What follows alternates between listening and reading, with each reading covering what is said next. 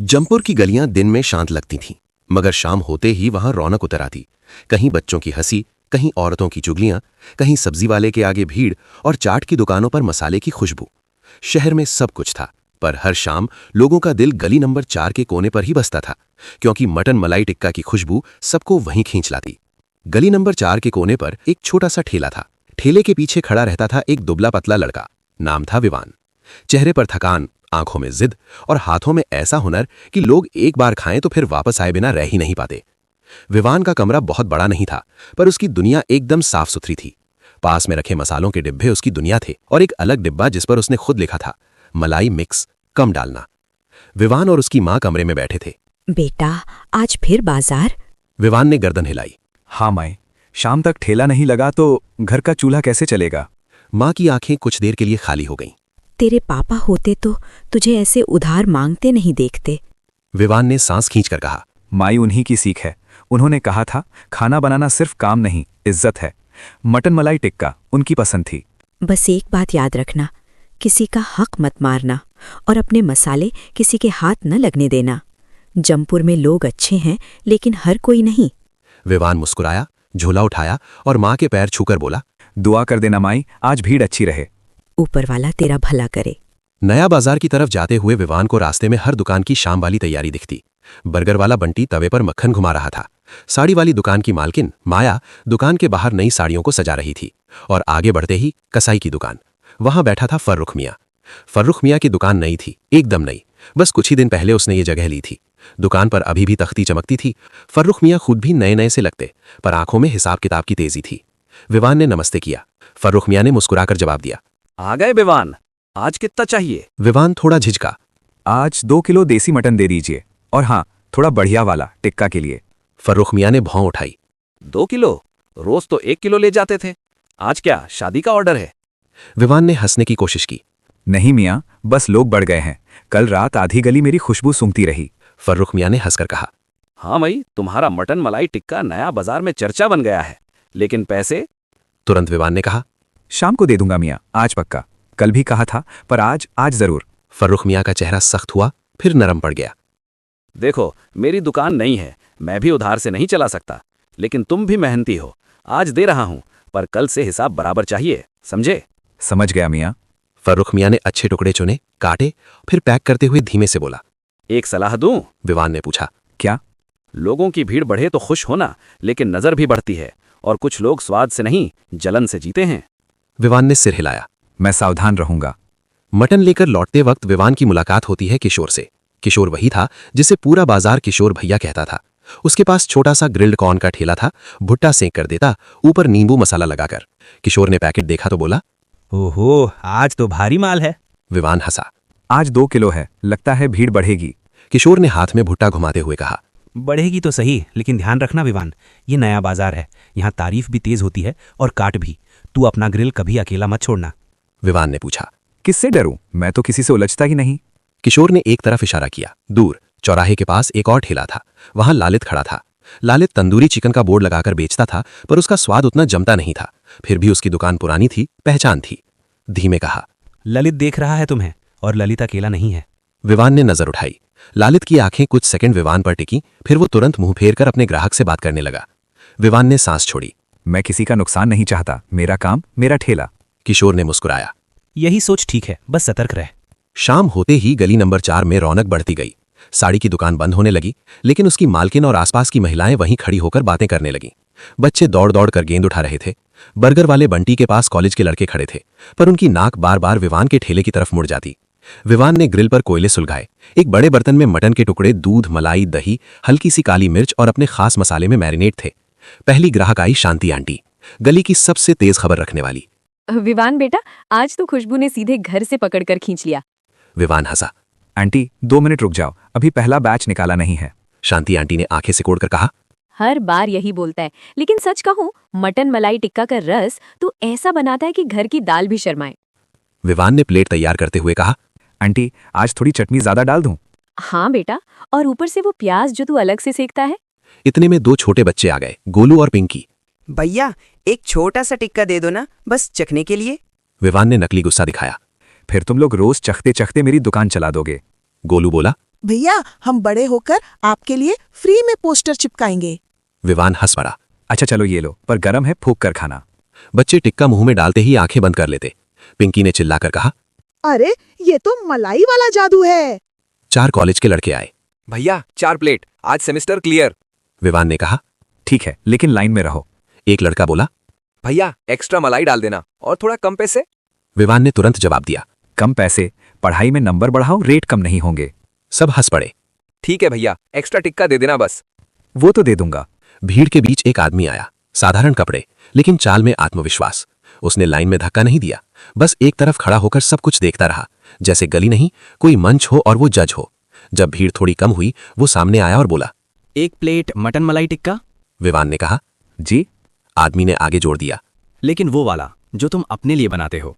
विवान के हाथ रुक गए। आपको कैसे पता मैं अपने लिए अलग बनाता हूँ? आदमी ने हल्की मुस्कान दी। जो सच में खाना बनाता है वो अपने लिए अलग बनाता है, उसमें हाथ कम दिल ज्यादा चलता है। विवान कुछ नहीं बोला। उसने सीख पर चढ़ाया, ऊपर से हल्का सा मलाई ब्रश किया और धीमी आंच पर सेंका। प्लेट रखकर बोला। लीजिए। आदमी ने पहला निवाला लिया। एक पल के लिए उसकी आंखें बंद हुईं, फिर उसने धीरे से कहा। ये सिर्फ टिक्का नहीं, ये जमपुर की शाम का सच है। विवान ने चौंक कर पूछा। आप कौन है? आदमी ने जवाब नहीं दिया, बस पैसे दिए और पैसे के साथ एक छोटी सी पुड़िया रख दी, कागज की, हल्की सी। आदमी ने कहा। जब लगे कि तुम थक गए हो तब खोलना। और वो चला गया। विवान ने पुड़िया अपने मसालों के डब्बे के पास रख दी। रात भर उसके दिमाग में वही बात घूमती रही, जब लगे कि तुम थक गए हो। दिन बीतने लगे। विवान का ठेला अब सिर्फ गली तक सीमित नहीं रहा। नया बाजार की बाहर की कॉलोनी से भी लोग आने लगे, कोई ऑटो से, कोई बाइक से।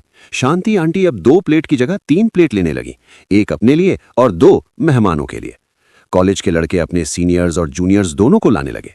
और जहां भीड़ होती है वहां जलन भी होती है। लालित का ठेला पहले चौराहे पर सबसे ज्यादा चमकता था, अब उसकी भीड़ कम होने लगी। एक रात उसने अपने दोस्त नीरज और एक और साथी को बुलाया। देख रहे हो, वो विवान मेरी दुकान खा रहा है। नीरज बोला। पर उसका स्वाद सच में अच्छा है। लालित ने तमतमा कर कहा। स्वाद अच्छा है इसलिए तो खतरा है, लोग बर्गर भी छोड़कर उसके टिक्का में लगे हैं, मेरा क्या? साथी बोला। कुछ दिन इंतजार कर ले, नया है, थक जाएगा। लालित ने दांत पीस कर कहा। नया है इसलिए तो अभी रोकना होगा, एक बार नाम बन गया फिर हाथ से निकल जाएगा। नीरज ने सावधानी से कहा। खाने में छेड़छाड़ मत करना, मामला उल्टा पड़ गया तो? लालित ने आंखें तरेरी। मैं कोई बेवकूफ नहीं, बस उसके मसाले में थोड़ा सा ऐसा कर देंगे कि स्वाद बिगड़ जाए, लोग खुद ही दूर हो जाएंगे।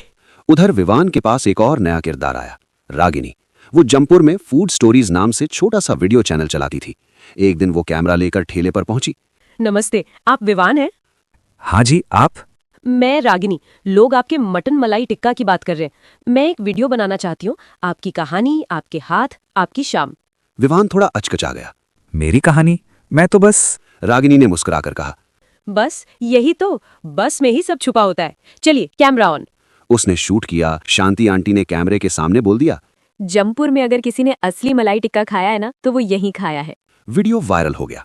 अब लोग सिर्फ खाने नहीं, देखने भी आने लगे। भीड़ दोगुनी हो गई और उसी भीड़ के साथ लालित की जलन भी दोगुनी हो गई। एक रात जब विवान ठेला समेटकर घर चला गया, लालित धीरे धीरे गली नंबर 4 में आया। उसने चारों तरफ देखा। बच्चे खेलते खेलते घर चले गए थे। महिलाएं अपनी बातें समेटकर अंदर जा चुकी थीं। सिर्फ दूर बर्गर वाला बंटी सफाई कर रहा था। लालित चुपके से विवान के ठेले के पास पहुंचा। मसालों के डिब्बे नीचे रखे थे। लालित ने जेब से छोटा सा पाउडर निकाला और बहुत थोड़ी मात्रा उसमें डाल दी। बस कल से स्वाद जाएगा और नाम भी। वो फुसफुसाया और तेजी से निकल गया। अगली शाम विवान ठेला लगाकर काम में लग गया। विवान ने जैसे ही मसाला उठाया, उसे एक अलग सी गंध आई। वो रुक गया। ये कैसी गंध? उसने डिब्बे को सूंघा। गंध हल्की थी पर गलत थी। उसी वक्त वही रहस्यमय आदमी सामने आ गया। आज भी वो शांत था पर आंखें तेज। उसने पूछा, आज बहुत भीड़ है? विवान ने जल्दी से कहा। हाँ, लेकिन साहब आज कुछ गड़बड़ लग रही। आदमी ने इशारे से डिब्बा लिया, सूंघा और चेहरा तुरंत बदल गया। किसी ने छेड़छाड़ की है। विवान का दिल बैठ गया। मतलब कोई मुझे फंसाना चाहता है? आदमी ने धीमे कहा। भीड़ बढ़े तो दुश्मन भी बढ़ते हैं। विवान के दिमाग में लालित का चेहरा चमका। आदमी ने कहा, उस पुड़िया को याद है? विवान ने हां में सिर हिलाया। आज खोलो। विवान कांपते हाथों से पुड़िया निकालता है। अंदर एक छोटा सा पर्चा और एक बारीक सा मसाला था। पर्चे पर लिखा था, मलाई टिक्का में खुशबू बढ़ाने वाला हल्का सा मिश्रण, बहुत कम डालना, और सबसे जरूरी, अपने मसालों को कभी अकेला मत छोड़ना। विवान की आंखें भर आईं। आप आखिर हैं कौन? आदमी ने जवाब देने के बजाय कहा। पहले ये गलत डिब्बा अलग करो, इसे आज इस्तेमाल मत करना। तभी गली में एक पुलिस जीप आकर रुकी। इंस्पेक्टर नीचे उतरे। कौन है यहाँ टिक्का वाला? शिकायत आई है कि गंदा खाना बेचा जा रहा है। भीड़ में खुसुर फुसुर शुरू हो गई।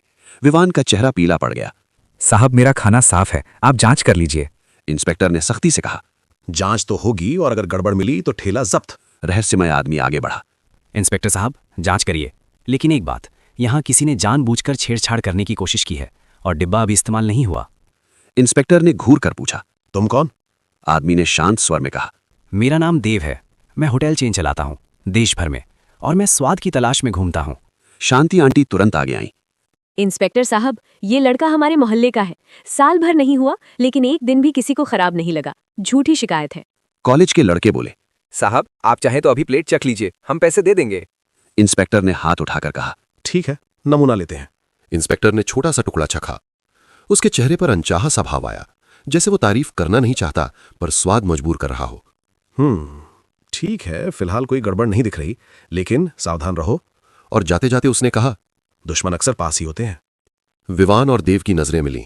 दोनों समझ गए ये चाल किसी अपने ही बाजार वाले की थी। रात को भीड़ कम हुई तो विवान ने देव को पास बैठाया। अब तो बताइए, आप मेरे ठेले पर क्यों आते हैं? पहले पुड़िया, फिर आज बचाया, आप कौन हैं? देव ने धीरे से कहा।